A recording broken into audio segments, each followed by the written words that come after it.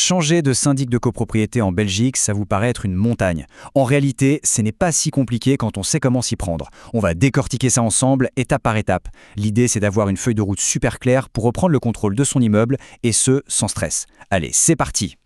On commence avec une question qui peut paraître simple, mais qui est fondamentale.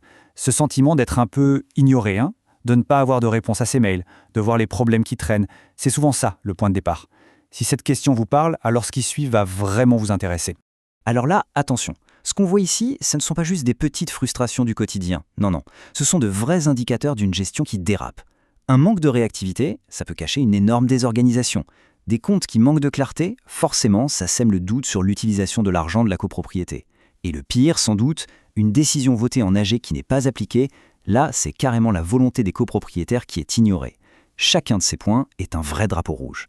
Ok, maintenant on va plus loin. On sort du simple agacement personnel pour parler des risques, des vrais risques. Parce qu'un mauvais syndic, ce n'est pas seulement énervant, ça peut devenir dangereux pour le patrimoine de tous.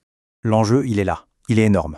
Imaginez une assemblée générale qui pourrait être contestée parce que la convocation a été envoyée hors délai. Des contrats avec des fournisseurs qui sont mal gérés et qui coûtent une fortune. Ou tout simplement des obligations légales qui ne sont pas respectées. Tout ça, ça peut coûter très, très cher. Bien plus que de simples honoraires. C'est la stabilité de tout l'immeuble qui est en jeu. Justement, parlons d'une de ces obligations cruciales, la Banque Carrefour des entreprises. La fameuse BCE, c'est le registre officiel de toutes les entreprises en Belgique. Et depuis 2017, la loi est très claire. Chaque copropriété doit obligatoirement y déclarer qui est son syndic. Et attention, ça concerne absolument tout le monde. Que le syndic soit un professionnel ou un voisin qui gère bénévolement, il n'y a aucune exception. Et pourquoi on insiste là-dessus ? Eh bien parce que si cette obligation n'est pas respectée, ça ne rigole pas. Le chiffre parle de lui-même, l'amende administrative peut monter jusqu'à 10 000 €. Et le vrai piège, c'est que cette amende, elle n'est pas pour le syndic qui a commis l'erreur, non, elle est pour l'association des copropriétaires. Autrement dit, pour tout le monde. C'est une responsabilité collective. Bon, assez parlé des problèmes, passons à l'action. Comment on fait les choses dans les règles de l'art ? Voici la méthode, décomposée pour que tout soit parfaitement limpide. Le secret, c'est vraiment de suivre ces étapes méthodiquement. D'abord, on ressort le contrat actuel et on le lit attentivement. Quelle est la durée du mandat, quelles sont les dates, c'est la base pour agir au bon moment. Ensuite, on ne choisit pas un nouveau syndic au hasard. La mise en concurrence, c'est essentiel pour comparer. L'étape 3, c'est une formalité, mais elle est cruciale. On envoie un recommandé pour que le point soit bien à l'ordre du jour de l'AG. Et enfin, le vote. Il suffit de la majorité des voix des personnes présentes ou représentées, ce qui rend le changement tout à fait possible si plusieurs personnes sont mécontentes. Ça, c'est une phrase qu'il faut vraiment garder en tête. Ce n'est pas tout de voter le départ de l'ancien syndic. Le plus important, c'est d'assurer une passation de pouvoir qui soit fluide, sans accroc. Il faut que les contrats, la compta, les archives, que tout soit transmis proprement pour que le nouveau puisse démarrer sur les chapeaux de roue sans que la gestion de l'immeuble s'arrête. Et si ce changement, c'était plus qu'un simple remplacement ? Si c'était l'occasion, non pas de changer une personne, mais de transformer radicalement la manière dont la copropriété est gérée. C'est une porte ouverte vers plus de modernité. Regardez ce tableau, c'est le jour et la nuit. À gauche, on a les problèmes qu'on connaît bien. Les comptes un peu flous, la communication lente, les papiers qu'on ne retrouve jamais, la fameuse boîte noire. Et à droite, ce que les outils digitaux modernes permettent. Une transparence totale sur les finances, une communication instantanée, un accès à tous les documents tout le temps.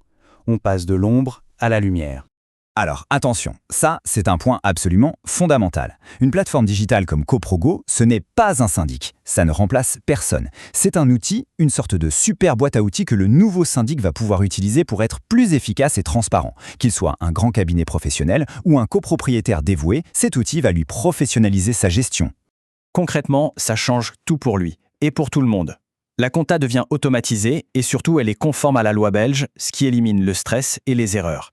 Organiser les AG devient un jeu d'enfant, le suivi des pannes est enfin traçable et la communication est centralisée. Le syndic gagne un temps précieux et les copropriétaires gagnent en visibilité et en sérénité. On ne le répétera jamais assez, la loi ne fait aucune différence. Un syndic bénévole engage sa responsabilité personnelle exactement de la même manière qu'un professionnel. Il doit avoir une assurance, il doit être inscrit à la BCE, ce n'est pas une option. Et c'est justement pour ça qu'un outil qui garantit que tout est fait dans les règles, c'est une sécurité indispensable pour lui. Et puis, il n'y a pas que l'administratif dans la vie d'un immeuble. Une bonne plateforme peut aussi transformer la vie quotidienne. Pensez à des modules pour partager des objets, échanger des services entre voisins, organiser des choses ensemble. Ça recrée du lien social et au fond, c'est tout aussi important que des comptes bien tenus. On y est presque. Le nouveau syndic a été élu, il est équipé d'un outil moderne. Il ne reste plus qu'à boucler la transition administrative proprement pour que tout soit carré. Voici les délais légaux à bien avoir en tête. Le jour de l'AG, le nouveau syndic est élu. Super. À partir de là, il a 8 jours ouvrables, pas un de plus, pour faire son inscription à la BCE. C'est une petite formalité qui, pour info, coûtera 111,50 € en 2026 à la charge de la copropriété. Et l'ancien syndic? Lui, il a 1 mois, 30 jours maximum, pour absolument tout rendre. Archives, fonds, contrats, tout. C'est une obligation, pas une faveur. Et pour être certain que la boucle est bien bouclée, voici une mini checklist finale. C'est simple. Premièrement, on vérifie que le transfert des archives a bien été complet. Deuxièmement, on va jeter un œil en ligne pour confirmer que la mise à jour à la BCE a bien été faite. Si ces 2 cases sont cochées, c'est bon. La transition est terminée et réussie. Voilà, le processus est démystifié. Finalement, la vraie question, ce n'est plus comment changer, mais plutôt pourquoi attendre. Passer à une gestion plus transparente, plus collaborative et plus efficace, c'est à portée de vote. La balle est maintenant dans le camp des copropriétaires.